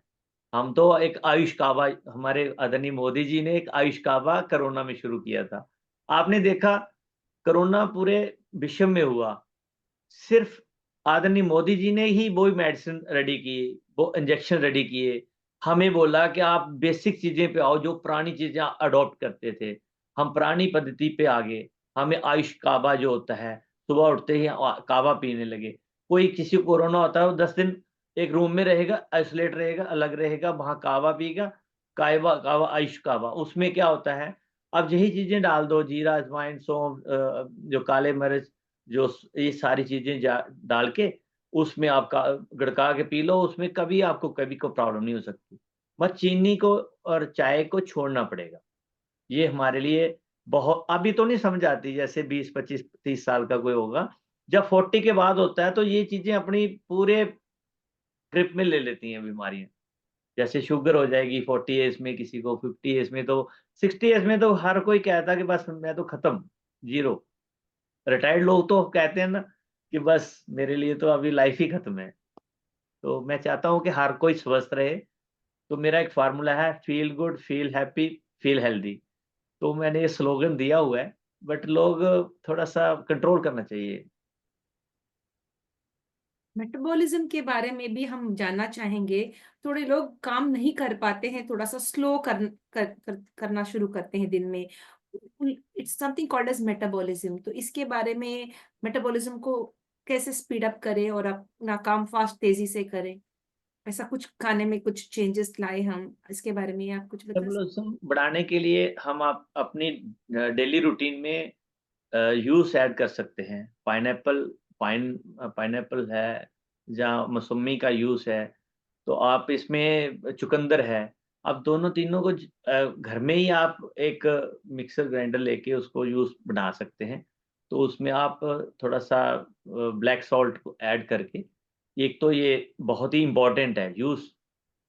तो इसके साथ-साथ हम अगर कोई फैटी लीवर है, तो फिर हमें थोड़ी प्रॉब्लम होती है, क्योंकि लीवर ही सारा बॉडी डिपेंड करती है लीवर पे। अर्जुन शाल पी लीजिए आप कभी-कभी, काढ़ा अर्जुन शाल का, तो हमें बिल्कुल मेटाबॉलिज़्म ठीक हो जाएगा उसमें। तो और भी बस बाकी डाइट है, जैसे मैंने आपको बोला, ड्राई फ्रूट, प्रोटीन है, आयुर्वेदा है, हर्ब्स हैं। तो बाकी यही चीज़ें, दूध, दही, घी है, मक्खन है, ये आप खाएँगे तो मेटाबॉलिज़्म की कोई ऐसी प्रॉब्लम नहीं रहेगी। ब्लड की कोई जी अच्छा रहेगा, हेल्थ ठीक रहेगी। जी जी जी। बहुत बहुत धन्यवाद mister Haripal Singh, thank you very much. Before we go to the next main question, one more question that comes to my mind is belly fat. जितना भी करो आप, ट्राई करो, कम होता ही नहीं है। बहुत सारे लोग कंप्लेन कर चुके हैं हमारे साथ, हम भी शेयर करते हैं उनके साथ, तो बहुत सारे लोग इसी से परेशान हैं। एक उम्र आने के बाद में 40s, लेट 30s और 40s, अर्ली 40s में स्टार्ट हो जाती है, थोड़ा सा पेट बाहर निकलती है, तो वो घटती ही नहीं, जाती ही नहीं वो फैट। तो आप, you are fit and fine, you look so energetic and you're a good role model, you're an example for us. तो ये बेली फैट को कैसे कम करना है, what is the best thing apart from exercise के अलावा, क्या कंज्यूम करना है कि वो बेली फैट जल्दी घट जाए? बेली फैट के लिए मैम देखो, हमारी बॉडी के लिए क्या चाहिए, हमें तो भरपेट खाना खाने से बॉडी नहीं रन करती। सबसे इम्पोर्टेंट है प्रोटीन्स, सबसे इम्पोर्टेंट है फाइबर। जब हम एक मॉर्निंग में हल्का-सा कोई कॉफ़ी या हल्का-सा जैसे कहवा लेते हैं, उसके बाद मॉर्निंग फ्रेश होके उसके बाद कहवा लेते हैं। मॉर्निंग वॉक करते हैं। आने के बाद हम एक कुछ मतलब जैसे कुछ भी हम वेजिटेबल के साथ चपाती ले सकते हैं, जैसे मैंने आपको अ, बोला है। तो दोपहर को आप थोड़ा मील ले सकते हैं। हमारे लोग क्या कहते हैं, फैट का सबसे जो प्रॉब्लम क्या है, लोग क्या कहते हैं, खाना खाते हैं रात के 8 बजे के बाद। सबसे इम्पोर्टेंट क्या है कि हमें खाना 6 बजे से पहले 6 और 6 और 7 में ले लेना चाहिए। कम से कम 2-3 घंटे हमें सोने से पहले लेना चाहिए। तो लोग खाना खाते हैं, जैसे खाना खाते हैं वो अपनी वहीं पे सो जाते हैं। हिलते-जुलते नहीं हैं, सैर नहीं करते, और खाना खाना 6 टू 7 लेना चाहिए। उसके बाद आप 2-3 घंटे आप बिल्कुल सैर करनी चाहिए, इवनिंग वॉक करनी चाहिए। और आपको मैंने ये बोला कि आप जीरा, अजवाइन, सौंफ आप वो ले सकते हैं, जहाँ आप ग्रीन टी ले सकते हैं रात को, तो उसके बाद आप सो सकते हैं, तो आपको कभी भी फैट बढ़ेगा नहीं। फैट का बढ़ने का कारण है कि रात का जो खाना है, वो हमने बिल्कुल मिनिमम 10% करना है, और उसमें आपने सैलेड करना है। आप सैलेड ले सकते हैं, बॉइल्ड दाल होती है जो, उसका सूप ले सकते हैं, लौकी का जो बॉयल करके आप थोड़ा-सा नमक डालें वो ले सकते हैं, जिसमें आपको सुबह कॉन्स्टिपेशन ना हो। तो आपका जितना पेट साफ रहेगा, कफ-वात ठीक रहेगा, तो सुबह आपको फ्रेश में कोई प्रॉब्लम नहीं होगी। तो अपने आप आपका पेट साफ रहेगा, आप बिल्कुल हल्का-फुल्का महसूस करेंगे। हमें रात का जो खाने पे कंट्रोल करना है।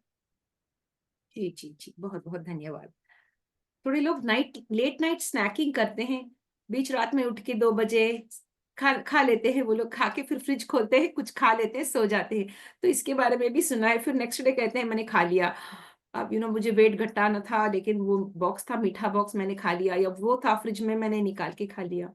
तो इस आदत को हम कैसे क्रश करें? वो स्पोर्ट्स पर्सनालिटीज बनना चाहते हैं, वो स्पोर्ट्स के इसमें है, फिर भी एक आकर्षण यहाँ पर भी है कि मैं वो खा लूं, मैं मुझे वो what is that, craving, food craving है खाने का। तो हाँ इसके जी। लिए क्या इलाज है भैया?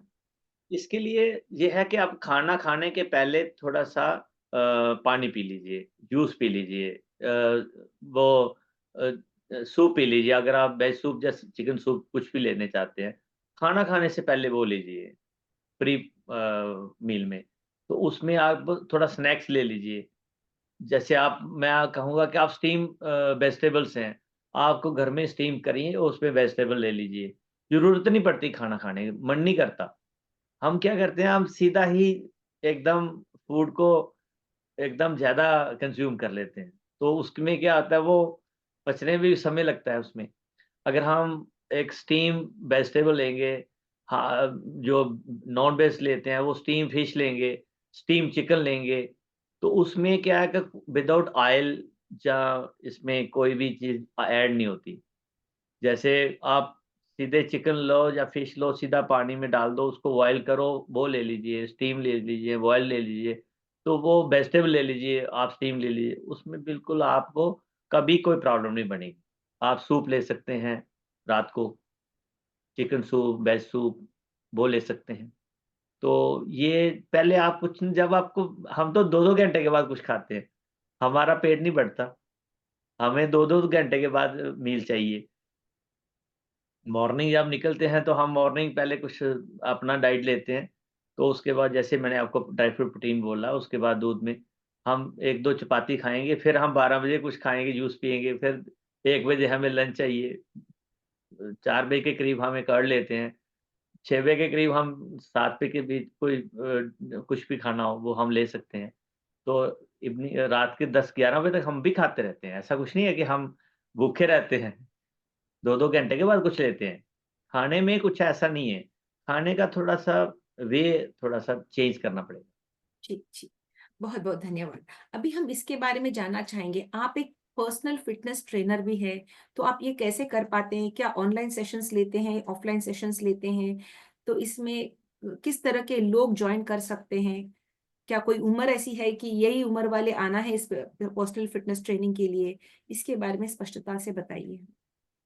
देखिए फ़िटनेस की कोई ऐज नहीं होती और हर कोई फिट रहना चाहता है। अभी जो बच्चे हैं उनके लिए प्रोटीन अलग है। वो तो हम सिंपल जैसे आप कह सकते हैं बादाम है, काजू है, किशमिश है, या वो अपना पिस्ता है और 5 मगज़ हैं, उस वही चीज़ें ग्राइंड करके या एक अ अ उसको उसको ही हम ग्राइंड करके बच्चों को दे सकते हैं। जहाँ तो एक चीज़ और थी, सेरेलैक है, नेस्ले है, जैसे रेडीमेड प्रोटीन आते हैं, उसको तीनों को हम ऐड करके भी हम दे सकते हैं, छोटे बच्चों को बिलो 10 ईयर। तो वो बच्चे भी इसको दूध में ऐड करके ले सकते हैं। तो बाकी जो ट्रेनिंग सेशंस हैं, जहाँ डाइट प्लान है, किसी को भी कोई रिक्वायर्ड है, तो हम ऑनलाइन व्हाट्सएप पे या कैसे भी हम सबको बताते हैं कि आज आप ये अ, अपना पावर लिफ्टिंग में ये आप बेंच प्रेस करिए, बेंच में इतने सेट करने हैं, स्क्वाट में इतने सेट्स करने हैं आपने और ऐसे करना है, स्टार्ट ऐसे करना है और इसको चेंज कैसे करना है, लोड डिलोड कैसे करना है। तो इस तरीके से हम अपने जो एथलीट्स जो इंटरेस्टेड होते हैं, ऑनलाइन उनको ऑफलाइन बताते रहते हैं और काफ़ी लोग हमारे साथ जुड़े हुए हैं। यही मैं चाहता हूँ कि ये जो सेशंस हैं हम स्कूल्स में भी दे रहे हैं। हम स्कूल में जाके भी बच्चों को अवेयर करते हैं कि ये जो बर्गर है, पिज़्ज़ा है, कोल्ड ड्रिंक है, मोमोज़ हैं, जी इसको बिल्कुल अवॉइड करिए। बच्चों के हेल्थ के लिए बिल्कुल डेंजर है, मतलब हानिकारक है। बहुत-बहुत धन्यवाद भाई साहब। अभी हम ये पूछना चाहेंगे आपसे, क्या स्कूल्स, कॉलेजेस, ये जो मैनेजमेंट्स रहते हैं, school college managements, government schools, private schools and colleges, क्या आपको बुलाते हैं और आप सेमिनार दीजिए, बच्चों को सिखाइए, बच्चों को का माइंड ट्रेन कीजिए, मन उनका ट्रेन काबू में आना है। तो आपके पास जो एक्सपीरियंस है और जो आपके पास वो जो नॉलेज है, बच्चों के साथ क्या बाँटने का मौका मिलती है? क्या गवर्नमेंट आगे आके आपको कुछ ऐसा मौका दिया है, शायद गवर्नमेंट स्कूल्स हो या प्राइवेट स्कूल्स, इसके बारे में कुछ कहना चाहेंगे? अवेयरनेस मैम क्रिएट करना चाहेंगे आज? जहाँ के जो लेफ्टिनेंट गवर्नर श्री मनोज सिन्हा जी हैं, जम्मू कश्मीर के गवर्नर, उन्होंने मुझे सम्मानित किया है लास्ट 2023 को भी मुझे अपने राजभवन बुला के सम्मानित किया था। इस बार अभी रिसेंटली 1 महीना पहले मुझे अभी भी उन्होंने मुझे बुला के सम्मानित किया राजभवन में। मैंने उनसे सिर्फ़ जहाँ तो स्पोर्ट्स स्टेडियम में जो फैसिलिटीज़ जहाँ पे कठुआ में वो ऐसी नहीं है। एक मैंने उनसे मल्टीपर्पज इंडोर स्टेडियम मांगा था कि आप हमारे बच्चों को मल्टीपर्पज इंडोर स्टेडियम, जहाँ पे हमारी फीमेल्स, गर्ल्स, जितने भी हमारे बॉयज, सारे लोग वहाँ पे खेल सकते हैं, क्योंकि इंडोर बहुत अच्छी गेम्स हैं, बहुत बड़ी, बहुत ज़्यादा गेम्स हैं। तो वो लोग एक हर जगह तहसील लेवल पे और डिस्ट्रिक्ट लेवल पे अगर हमारे इंडोर स्टेडियम हो तो बहुत, और फैसिलिटीज़ भी हो, कोच भी हों, तो वो हो सकता है। मगर उन्होंने अभी तक कोई भी ऐसा हमें स्टेडियम, मल्टीपर्पज़ इंडोर स्टेडियम अभी तक नहीं दिया। तो दूसरा मैंने उनसे एक डिमांड की थी कि डिस्ट्रिक्ट गोवा में जितने भी स्कूल्स हैं, चाहे गवर्नमेंट स्कूल हैं, चाहे प्राइवेट स्कूल्स हैं, मैं उनको फ्री वहाँ पे जाके सर्विसेज़ प्रोवाइड करूँगा। बट गवर्नमेंट ने मैंने काफ़ी बार मेल्स किए हैं। मैंने बहुत मेल्स भेजता हूँ उनको। अभी तक उन्होंने कभी भी मेरी इस चीज़ पे गौर नहीं किया। जहाँ पे 2 डिपार्टमेंट हैं, द स्पोर्ट्स काउंसिल जे-एंड-के और एक जूथ स्पोर्ट्स एंड सर्विसेज। ये दोनों को, एक तो इंजीनियरिंग विंग है स्पोर्ट काउंसिल का, जो जितने स्पोर्ट्स स्टेडियम बनते हैं उनका इंजीनियरिंग वही करते हैं। जूथ स्पोर्ट्स एंड सर्विसेज में जो स्कूल्स को ऐड किया उन्होंने, मैं उनके डायरेक्टर से, उनके डिस्ट्रिक्ट अफ़सर से हर जगह उनको मिलता हूँ। मैं उनको कहता हूँ ये दोनों को मर्ज कर दीजिए, एक बना दीजिए। उनका ये देखिए कि वो जितने भी स्पोर्ट्स जो हमारे स्टेडियम हैं, ये youth sport and services department को वहाँ पे शिफ्ट कर दीजिए, ताकि वहाँ जो बच्चे जाएँ, वहाँ उनको हर, वहाँ पे डिपार्टमेंट हो, वहाँ कोचेज़ हों, वो खुद देख सकते हैं वहाँ पे। मगर कोई सुनता नहीं है जहाँ पे जम्मू कश्मीर में। मैंने तो काफ़ी बार लेफ्टिनेंट गवर्नर जी को भी बोला, तो मेरी एक ज़िम्मेवारी दीजिए पूरे डिस्ट्रिक्ट में जितने जहाँ पे तहसील्स हैं, मैं खुद गवर्नमेंट प्राइवेट स्कूल्स में जाके ये सर्विस प्रोवाइड करना चाहता हूँ, कि बच्चों को खासकर खाने-पीने का उनका, मैं एक एरोबिक्स टीचर भी हूँ। मैं आपको बताना चाहता हूँ, पावर लिफ्टिंग के साथ मैं एरोबिक्स बहुत ज़बरदस्त करवा सकता हूँ। मतलब बच्चों को अगर मैं थोड़ा-सा 15 मिनट का एक उनको गाइडेंस दूँ कि आपने कैसे अपने अपने छोटे-छोटे बच्चे भी अगर आप अपने आप को ऐसे-ऐसे करते हैं ना सर, जाते हैं ना शीशे में, मिरर में देखेंगे, अपने चेस्ट देखेंगे, अपने बाइसेप देखेंगे, तो मैं उनको ये, उनके अंदर ये जुनून पैदा कर सकता हूँ कि हेल्थ इज़ वेल्थ। बच्चों को सिखाना पड़ता है, बताना पड़ता है। तो अगर स्कूल में मुझे ऐसी जम्मू कश्मीर की गवर्नमेंट अगर मुझे ज़िम्मेवारी दे दीजिए, तो मैं बहुत खुश होऊँगा। अभी डॉक्टर फ़रूदुल्लाह जी आए हैं जहाँ पे, तो उन्होंने मुझे बुलाया, सम्मानित किया। मैंने उनको भी एक रिक्वेस्ट की कि आप चीफ मिनिस्टर उमर अब्दुल्ला जी को और जो खेल मंत्री हैं नेशनल कॉन्फ्रेंस के, वहाँ पे हमारे डिस्ट्रिक्ट कठुआ में एक 3 दिन का खेल जो स्पोर्ट्स मेला लगाएँ। जितने भी हमारे पहाड़ी क्षेत्र में, गाँव में, रूरल में, जहाँ पे बच्चों में बहुत ज़्यादा प्रतिभा है, सिर्फ़ उनको बताने की ज़रूरत है। तो अगर हम उनको बताएँगे तो वो डिस्ट्रिक्ट लेवल पे जीतेंगे, स्टेट पे खेलेंगे, नेशनल खेलेंगे, कॉमनवेल्थ गेम पे जाएँगे और ओलंपियाड तो आराम से जा सकते हैं, क्योंकि जो जीन्स है, ये 50 जो हमारा जम्मू कश्मीर, हिमाचल, पंजाब में एक ऐसा जीन है, ये पूरी दुनिया में नहीं पाया जाता। मैं बार-बार हर स्टेज पे बोलता हूँ, क्योंकि ये जो जीन्स है, ये माइनस 50 डिग्री टेम्परेचर में भी रह सकता है और प्लस 50 डिग्री टेम्परेचर में भी अपने आप को एडजस्ट कर सकता है, रह सकता है, कोई प्रॉब्लम नहीं है। क्योंकि चपाती हम यही लोग ही खाते हैं, या दिल्ली से पहले-पहले। कुछ लोग श्रीलंका में खाते हैं, कुछ पाकिस्तान के, बांग्लादेश के। आगे चपाती कोई नहीं खाता। बहुत अच्छी तरीके से आपने शेयर किया है और आशा करते हैं गवर्नमेंट सामने आए और कुछ स्टेप्स लिए, सही तरीके के स्टेप्स लेना है और एनकरेज करना है सभी को। और आप ये भी कहा, हम हमारे साथ ये भी बातें हैं, आप फ्री में करोगे, ये बड़ी बात है। अब फ्री में कौन करेगा जी आजकल? सभी तो थोड़ा-सा मॉनेटरी बेनिफिट्स देखेंगे, तो आप इतने अच्छे दिल के हैं, मैं I am ready to do it for free. So I think the government should come forward and help you and enable you to reach out to the youngsters, and to the schools, colleges, and to, as you've said, health is well, the first important thing। और आप aerobics में भी अच्छे हैं, वो भी सिखा सकते हैं। तो जिसके पास टैलेंट है, हुनर है, एक्सपीरियंस है, तो उन लोगों को बढ़ावा देना है, गवर्नमेंट आगे आना है। हम निवेदन करते हैं भारत सरकार से, और जहां पर आप रह रहे हैं वहां पर भी, उस सरकार से भी, सभी मिलकर हम एक अच्छा भारत बनाएं। हमारे फ्यूचर जनरेशन को सही राह दिखाए with regard to sports, health, education etcetera. जी भाई साहब, आप कुछ कहना चाहेंगे? कहने की बात ये है मैम, सॉरी आपको इंटरप्ट कर रहा हूँ। हमारे आदरणीय मोदी जी ने एक सपना देखा है 2047 को विश्व गुरु बनाने का।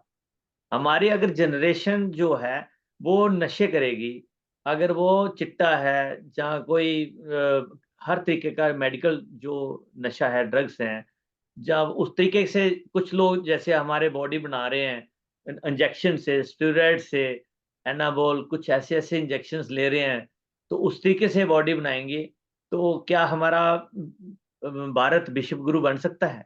मुझे आप बताइए, कभी ज़िंदगी में नहीं बन सकता। मैं आदरणीय मोदी जी को, जहाँ के हेल्थ मिनिस्टर को, जहाँ के स्पोर्ट मिनिस्टर को, सबको यही बोलना चाहता हूँ कि हम अपनी आने वाली जनरेशंस को बता सकते हैं कि हेल्थ की क्या इम्पोर्टेंस है। और तभी बता सकते हैं जब हम स्कूल्स में ये अवेयरनेस प्रोग्राम लगाएँ। वो प्रोग्राम सिर्फ़ दिखावे के लिए ना हो, कि हम मीडिया में बता दिया और करके दिखा दिए। जो मैं करना चाहता हूँ, क्योंकि स्पोर्ट मुझे भी कोई पीछे से स्पोर्ट नहीं है, मैं भी एक सिंपल फैमिली से हूँ।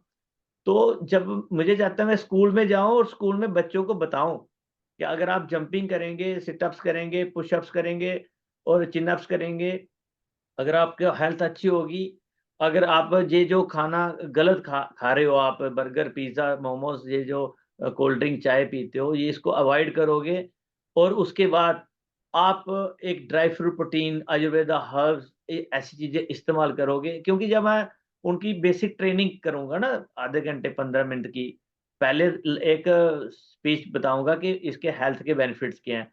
दूसरा उनको बताऊँगा कि आपको थोड़ा-सा सिट-अप्स करिए 100, तो वो अगर मैं 100 बच्चों को लेऊँगा ना, लड़के-लड़कियों को, उसमें 10 बच्चे भी नहीं कर पाएँगे। फिर उनको बोला, अंकल जी, अंकल जी, अंकल जी मुझे बताइए ये कैसे करना है? तो मैं उनको बोलूँगा कि नहीं, आपने आगे ऐसा करना है तो ये चीज़ें अवॉइड करिए, ये चीज़ें खाइए। तो ये बच्चों को स्कूल में ही हम करवा सकते हैं। फिर उधर एक थोड़ा म्यूज़िक लगा के एरोबिक्स करवा दीजिए, बच्चों को होता है एंटरटेनमेंट भी हो। तो आप 15 मिनट आप 1-2 गाने पे उनको डांस-डूंस करवाइए, तो उनको डांस करते-करते भी थक जाते हैं कुछ लोग। तो यहीं से पता चलता है इनको इंटरनल कोई प्रॉब्लम है, वहाँ से हम ब बच्चों को पता चल सकता है। क्योंकि आजकल स्ट्रेस बहुत है। हमने बच्चों को स्कूलों में बुक्स का बहुत ज़्यादा स्ट्रेस दे दिया है और करिकुलम एक्टिविटीज़ जो स्पोर्ट्स एक्टिविटीज़ तो स्कूलों में होती नहीं। कहीं स्कूलों में होती है तो वहाँ इंफ्रास्ट्रक्चर नहीं है, वहाँ पे हमें ऐसी सुविधा नहीं है, वो इक्विपमेंट्स नहीं है। इसलिए थोड़ा-सा भारत सरकार कुछ करे तो फिर हम कर सकते हैं। जी, जी। हम आशा करते हैं भारत सरकार ज़रूर आपका मदद करेंगे और सभी भारतीयों का भला चाहेंगे ना। That's what we wish, that the government of India comes forward and helps mister Haripal Singh Jasrotia to take his mission forward of educating the younger children with regard to health and fitness. अभी हम ये जानना चाहेंगे, आप एक social activism में भी आप काम करते हैं, एक सोशल एक्टिविस्ट भी हैं, तो किस तरह के सोशल एक्टिविटीज में आप भाग लेते हैं, किस तरह के एक्टिविस्ट हैं आप? I mean in depth if you can take us, what kind of social activities are you connected with? Social activities में ऐसा है कि कोई भी गरीब है और हम उनको हेल्प कर सकते हैं, उनके साथ खड़े हो जाते हैं। जहाँ कोई मेडिकल अनफिट है, बीमार है, तो उसको हम हेल्प करते हैं। किसी को ब्लड की ज़रूरत है, हम उसको प्रोवाइड करते हैं। अगर जो सोशली मतलब हर तरीके से उनको हेल्प करते हैं without caste and colour, creed. हम हर जात, हर धर्म को अपना मानते हैं और बहुत मतलब जाति, धर्म और हर जो हिंदुस्तान का नागरिक कोई भी है, हम मैं तो उनके घर पहुँच जाता हूँ और उनकी हेल्प करता हूँ। दूसरा, हम यहाँ बहुत जल्दी एक अपने जहाँ पे हॉस्पिटल में, गवर्नमेंट हॉस्पिटल में एक ₹10 की थाली शुरू कर रहे हैं, रोटी। उसमें दाल होगी, चावल होगी, सब्ज़ी होगी और चपाती होगी, एक हेल्दी फूड होगा। सिर्फ़ ₹10 रखा है उसका। तो बाकी कुछ लोग तो फ्री करेंगे, हम मतलब ₹10 की थाली के हिसाब से शुरू कर रहे हैं।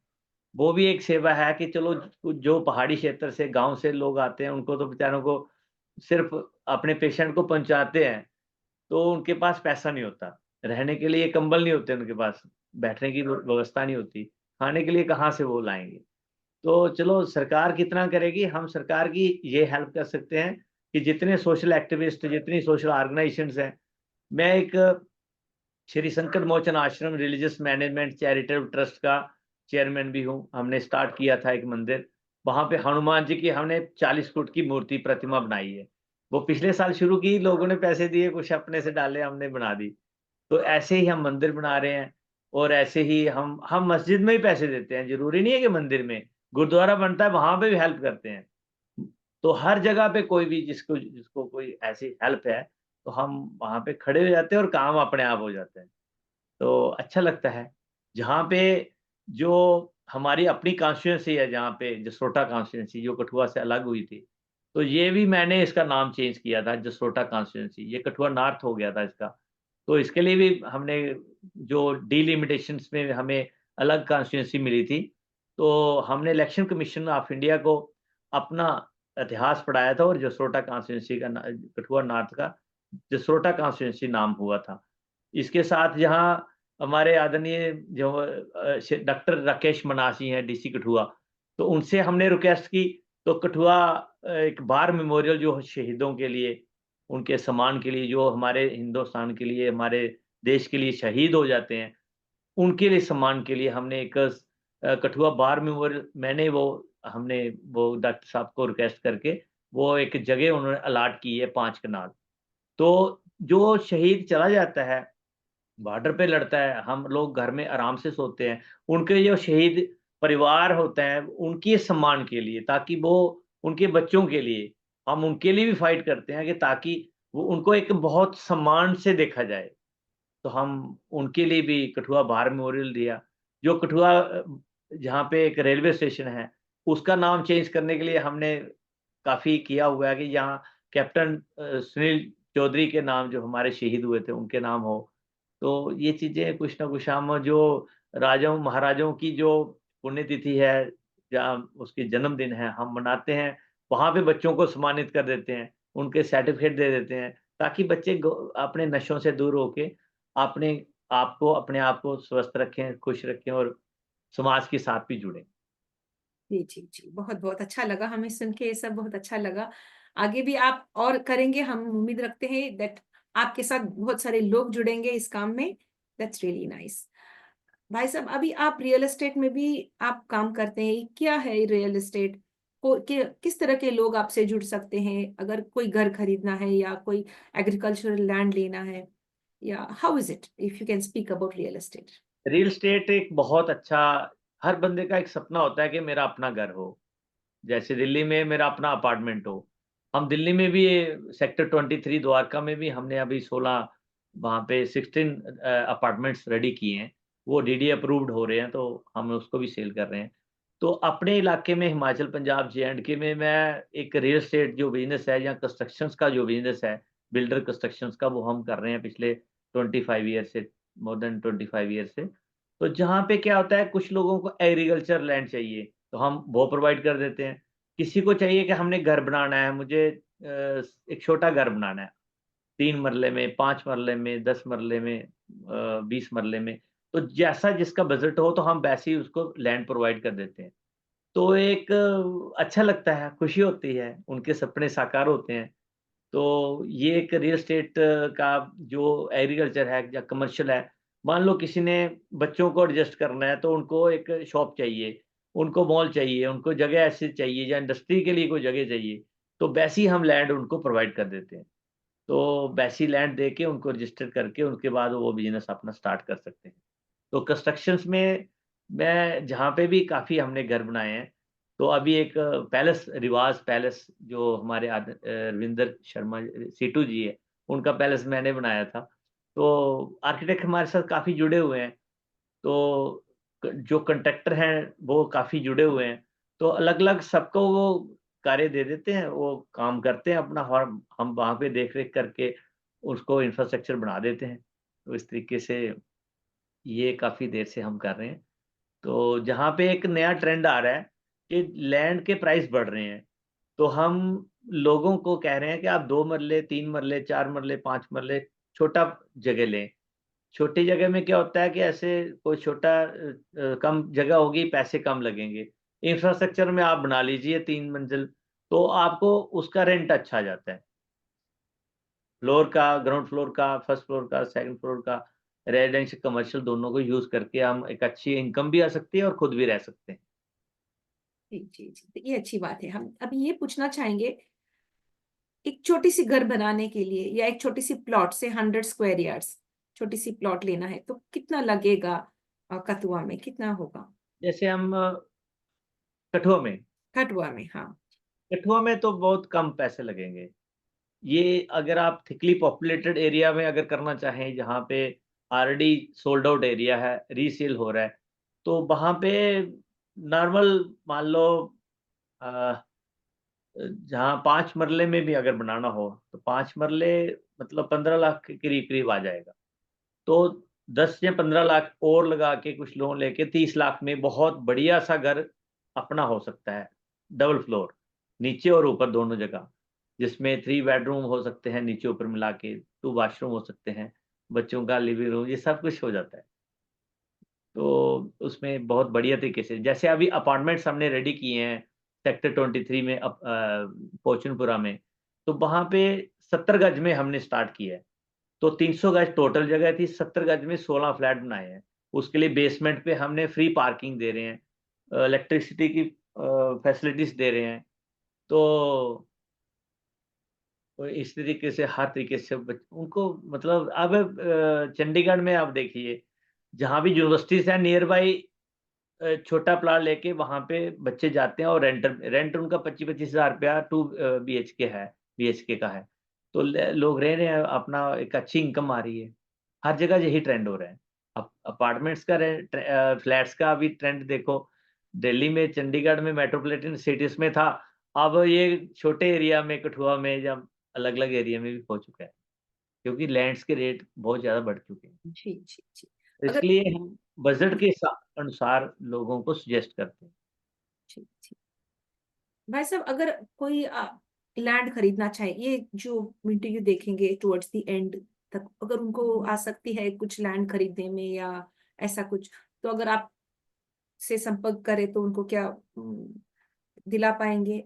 हम हाँ पूछना जी, चाहें। आराम से किसी को एग्रीकल्चर लैंड चाहिए, कमर्शियल लैंड चाहिए, जहाँ उनकी कैसी भी रिक्वायरमेंट्स हो, किसी ने इंडस्ट्री सेटअप करनी है, बच्चों को एडजस्ट करना है, हम हर तरीके से उनकी हेल्प करते हैं। सबसे पहले उनकी रिक्वायरमेंट, उनकी नीड और उनका बजट, ये तीनों चीज़ें ऐड करके फिर उनको सजेस्ट करते हैं कि आप यहाँ-यहाँ इस एरिया में ले सकते हैं। जी और जी हम बिल्कुल ट्रांसपेरेंट उनसे बात करते हैं। पहले लैंड के पेपर चेक करवाएँगे उनको पटवारी रेवेन्यू डिपार्टमेंट में जाके कि ये रेवेन्यू पेपर में जिस पे आपकी रजिस्ट्री हो सकती है। तो उसके बाद वो हमें आगे परस्यू करेंगे। फिर उनको लैंड पेपर दिखा के जो जगह देखी है पहले उनको पोल लगा के डिमार्केट करेंगे, उसके बाद उनकी रजिस्ट्री करा देंगे। तो ये बिल्कुल एक अच्छा लगता है, उनके साथ एक लाइफ टाइम रिलेशन भी बनता है। जी मेरे साथ काफ़ी ऐसे लोग जुड़े हैं पिछले 25 साल से 30 साल से जो उन्होंने पहले जिसने एक इन्वेस्टमेंट छोटी इन्वेस्टमेंट की थी। आज वही लोग अगर कोई और इन्वेस्टमेंट करनी है, उनके बच्चों ने करनी है या बच्चे बिज़नेस कर रहे हैं, कोई अच्छी पोस्ट पे हैं, तो हमें ज़रूर कंसल्ट करते हैं कि सर आप बताइए कहाँ करें, जहाँ अच्छी रिटर्न हो। तो इस तरीके से एक रिलेशन पे है ये सारा, आप देखिए रिलेशन पे होता है। अब मेरा एक सपना भी है ये कि मैं चाहता हूँ कि ये एक ईयरली मीटिंग करें, उनको सजेस्ट करें, गाइड करें, तरीके से। जी भाई साहब, अभी कोई दूसरे स्टेट से अगर है, अब भारत में इतने सारे स्टेट से कोई दूसरे स्टेट में, क्या आप अपने स्टेट में जहां पर अभी आप रह रहे हैं, कठुआ में आप रह रहे हैं अभी जम्मू कश्मीर में, अगर वहां पर खरीदना चाहेंगे, दूसरे स्टेट्स में आके यहाँ पर जमीन खरीदना चाहेंगे, क्या वो पॉसिबल है या सिर्फ वहीं के लोग ही खरीद सकते हैं? ये देखिए एक पहले तो ये पॉसिबल नहीं था, जी हमारे यहाँ पे स्टेट सब्जेक्ट था। अभी यहाँ 370 जो आर्टिकल्स 370 और 35 ए था, तो ये 5 जून 2019 को आदरणीय मोदी जी ने हटा दिया, क्योंकि जम्मू कश्मीर अलग था, इसका संविधान अलग था, इनका जो फ्लैग अलग था, इनका सब कुछ अलग था। तो हिंदुस्तान और हमारा जम्मू कश्मीर का अलग था। अभी 370 हटने से हम भारत के साथ हमें जुड़ चुके हैं। अभी जो लोग जहाँ पे पिछले 15 साल से 20 साल से रह रहे हैं, जिन्होंने 8th और 10th जहाँ की है, जिनका डोमिसाइल बना है, तो वो लोग लैंड खरीद सकते हैं। जहाँ बाहर के लोग जहाँ पे कोई प्रोजेक्ट लगाना चाहते हैं, इंडस्ट्री लगाना चाहते हैं, तो वो लोग डायरेक्ट अपने नाम मालिकी करवा सकते हैं, लैंड परचेज़ कर सकते हैं अपने नाम। जी, जी। बहुत-बहुत धन्यवाद। आपने बहुत अच्छी तरीके से क्लैरिटी के साथ में आप बहुत कुछ शेयर कर दिए। You spoke about sports, you spoke about diet, you spoke about children, educating children, you spoke about, you know, the real estate, you spoke about social service and social activities that you're taking as a social activist. That's really nice. Thank you very much, Mr. Haripal Singh. Thank you very much for being our guest today on the International Fab Talks. Thank you ma'am. Mr. Harpal Singh, we'd like to now know about discipline. हम discipline के बारे में जानना चाहेंगे। Discipline क्या मायने रखता है एक स्पोर्ट्स पर्सन के जिंदगी में? थोड़े लोग डिसिप्लिन है, थोड़े लोग उतना ज्यादा डिसिप्लिन नहीं है। अगर डिसिप्लिन नहीं है तो कुछ हासिल नहीं हो सकता। जितने आपने अभी हासिल किया है, 21 gold medals and 2 silver medals and of course 1 bronze medal, तो ये हासिल करने में एक डिसिप्लिन्ड स्पोर्ट्स पर्सन ही हासिल कर सकते, चाहे कोई भी डिसिप्लिन हो, स्पोर्ट्स फील्ड हो या दूसरा फील्ड हो। तो डिसिप्लिन के बारे में और स्पोर्ट्स के बारे में कैसे हम इन दोनों को लोगों को समझा सकते हैं? How discipline works in the life of a sports person? Over to you. Thank you ma'am. Crystal ma'am, actually जो डिसिप्लिन है, अनुशासन, हमारे स्पोर्ट्स, हमारे एथलीट्स को बहुत ही इम्पोर्टेंट है। किसी भी गेम को चूज़ करने से या उसको खेलने से जब हमारे हैबिट्स अच्छी नहीं होंगी, हमारा पंक्चुअल नहीं होंगे, हमें ऑनेस्टी नहीं होगी अपने गेम के प्रति, और जब जैसे हम कोई इंस्ट्रूमेंट यूज़ करते हैं, जहाँ गेम कहीं जिम में ही जाते हैं, तो वो बार-बार वायर पड़ी होती है, यहाँ पे डंबल्स पड़े होते हैं। हम क्या करते हैं, उसमें फुट लग जाते हैं। तो वहाँ हम तो उनको ऐसे माथा टेक देते हैं कि बनते हैं कि नहीं, इन्हीं वजह से, इनकी वजह से ही हम ऊपर जा रहे हैं। तो जो पंक्चुअलिटी है हमारे स्पोर्ट्स में, हमारे एथलीट्स में, ये बहुत ही इम्पोर्टेंट है आगे बढ़ने के लिए। कुछ लोग तो डिस्ट्रिक्ट लेवल पे जब खेलते हैं, कोई मेडल लेते हैं, तो उसके बाद कोचेस को या ट्रेनर को इतनी रिस्पेक्ट नहीं करते। तो उनको लगता है कि हम अपनी वजह से पहुँच चुके हैं। तो मैं उनको भी, सबको ये बोलना चाहता हूँ कि अगर आपने और ज़्यादा ग्रो करना है और डिस्ट्रिक्ट में, स्टेट में, नेशनल में, इंटरनेशनल तक जाना है, तो अपने आप को संयम रखिए और अपने आप को पंक्चुअल रखिए। हर चीज़ ये तो कुछ भी आप मेडल लेते हैं, तो वो एक आपका कंप्लीट डेस्टिनेशन तो नहीं है ना। आप उसको अगर पंक्चुअल तरीके से संयम रखेंगे, अपने आप को सब्र करेंगे, एक उसके बाद आप स्टेप बाय स्टेप आगे बढ़ सकते हैं। तो अपने कोचेज़ की, अपने ट्रेनर्स की, अपने इंस्ट्रूमेंट्स की, अपने जो भी हायर है, सबकी रिस्पेक्ट करना बहुत ही ज़रूरी है, अगर आपने बढ़ना है तो। हम तो बड़ा रिलिजियसली उसको फ़ॉलो करते हैं। मैं तो जब इंटरनेशनल गेम पे जब भी जाता हूँ, वहाँ के जितने एथलीट्स हैं, हम उनके साथ बैठते हैं, चाहे उनकी एक लैंग्वेज प्रॉब्लम होती है, हम ट्रांसलेटर लगा के उनसे पूछ लेते हैं कि सर आपकी स्ट्रेंथ कैसे इंक्रीज़ हो रही है? तो उनके साथ भी काफ़ी चीज़ें शेयर हो सकती हैं। बहुत-बहुत धन्यवाद भाई साहब। Thank you so much for sharing that. Thank you very much. That's really very nice, very interesting. अभी हम ये जानना चाहेंगे आपके फ़िल्म करियर के बारे में। आप फ़िल्म्स में भी उतर के आ चुके हैं, हमको सुनने में आया है। तो इसके बारे में आप थोड़ा-सा शेयर कीजिए। जहाँ पे क्रिस्टल मैम, जहाँ पे जो हमारे एक जेडीएम स्टूडियो है, अंकुश कुमार हमारे डायरेक्टर हैं, तो हमने एक अपना स्टूडियो बनाया हुआ है। वहाँ पे पॉडकास्ट हम रिलीज़ करते रहते हैं टाइम टू टाइम, और लोगों को अवेयर करते रहते हैं, चाहे सोशल तरीके से किसी को अवेयर करना, पॉलिटिकल तरीके से अवेयर करना हो। तो जहाँ मतलब जैसे अपने गेम्स के बारे में कुछ बताना हो, तो हम पॉडकास्ट करते रहते हैं। अभी जहाँ की जो जम्मू कश्मीर स्टेट जिन्होंने महाराजा गुलाब सिंह जी ने खरीदी थी, हमारी जरख़रीद है वो। तो वहाँ के जो महाराजा गुलाब सिंह जी के हैं, उनका भी हमने एक नारा ए गुलाब रिलीज़ किया था, जो हमारे साहिल बड़याल जी हैं, जो डोगरी के डॉक्टर हैं। तो उन्होंने, तो वो भी हम और भी इसमें एक्टिविटी गाने रिलीज़ करते रहते हैं, डोगरी सॉन्ग रिलीज़ करते रहते हैं। अब एक आपको बताना चाहूँगा कि मेरी एक फ़िल्म थोड़ी देर में, थोड़े समय में आ जाएगी, उसका स्क्रिप्ट लिख ली है। उसके साथ जो अलग-अलग जो किरदार हैं या कुछ कैसे किसी को इसमें हमने हीरोइन कौन-सी लेनी है, तो इसका मेरा रोल क्या होगा, बाकी जो मेरे फ्रेंड्स हैं उनका रोल क्या होगा, ये सब कुछ स्क्रिप्ट अब मेरे पास पहुँच चुकी है। जल्दी मैं बॉम्बे जाऊँगा, उसके बाद वहाँ पे इसको पिक्चराइज़ करेंगे और उसको अलग-अलग जगह पे शूटिंग होगी। फिर लोगों को बताएँगे कि अब कैसे इसको लाएँगे, स्पोर्ट्स रिलेटेड ही होगी वो। तो ऐसे हम एक फ़िल्म भी आ रही है। Excellent, excellent. तो आप इतने सारे फ़ील्ड्स में माहिर है, वो मुझे अच्छा लगता है। थोड़े लोग बस 1 या 2 चीज़ में रुचि रखते हैं, ज़्यादा से ज़्यादा बस एक ही इसमें रखते हैं, लेकिन आप वर्सेटाइल हैं, दैट्स रियली नाइस। तो समाज सेवा भी करते हैं आप, स्पोर्ट्स में रुचि रखते हैं, रियल एस्टेट में भी आपका दिल है, थोड़ा बहुत आप मेहनत कर चुके हैं वहाँ पर भी और कर भी रहे हैं, दैट्स रियली नाइस। और डाइट तो आपने, आपके पास भंडार है, इतना सारा ज्ञान आपने शेयर किया है हमारे साथ, that's really very, very nice.